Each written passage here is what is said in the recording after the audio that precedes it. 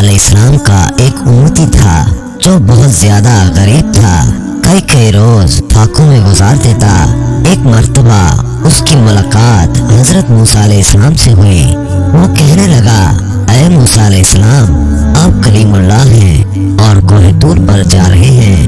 آپ میری طرف سے اللہ تعالیٰ کو عرض کریں کہ میری آنے والی زندگی کا سارا رزق مجھے ایک ہی بار میں عطا کر دے تاکہ میں اچھی طرح زندگی گزار سکوں۔ حضرت موسیٰ علیہ السلام نے اس کی فریاد اللہ تعالیٰ کی خدمت میں پیش کر دی۔ اللہ تعالیٰ نے اس کی فریاد قبول فرما دی اور اس کو چند بھیڑ بکریاں، گندم اور کچھ مزید چیزیں عطا کر دی۔ اس کے بعد حضرت موسیٰ علیہ السلام اپنے روزانہ کے کاموں میں لگ گئے۔ ایک سال یہ کچھ عرصہ گزر گیا کہ حضرت موسیٰ علیہ السلام کو وہ بندہ یاد آ گیا۔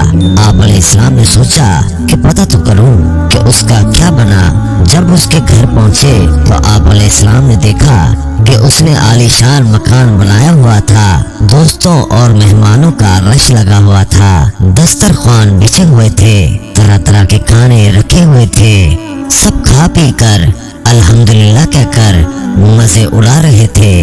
حضرت موسیٰ علیہ السلام یہ منظر دیکھ کر بہت حیران ہوئے کہ یہ کیا ماجرا ہے۔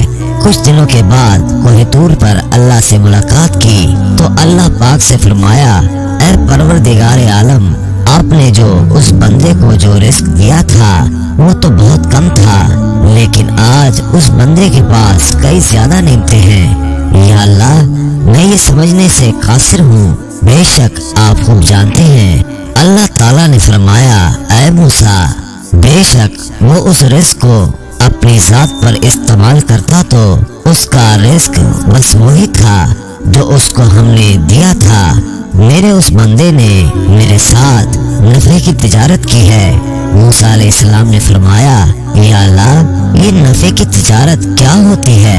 رب العالمین فرماتے ہیں، میرے بندے نے مہمانوں کو کھانا کھلانا شروع کیا، میرے راستے میں خرچ کرنے کو اپنا فرض جانا، غریبوں مسکینوں کے لیے دسترخوان بچھا دیے، اور میرا جو دستور ہے، جو میری راہ میں 1 روپیہ خرچ کرتا ہے میں اس کو 10 گنا زیادہ دیتا ہوں، کیونکہ مجھ سے تجارت میں اس کو نفع زیادہ ہو گیا، اس لیے اس کے پاس مال و دولت بے تحاشا ہو گیا۔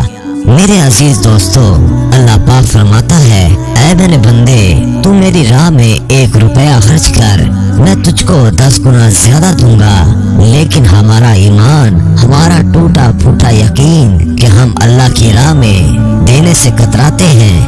جب کوئی سوالی ہم سے سوال کرتا ہے تو ہم اپنی جیب میں نوٹوں کی بجائے سکے تلاش کرتے ہیں۔ اللہ تعالی ہمیں ان باتوں کو سمجھنے کی توفیق عطا فرمائے۔ آمین ثم آمین۔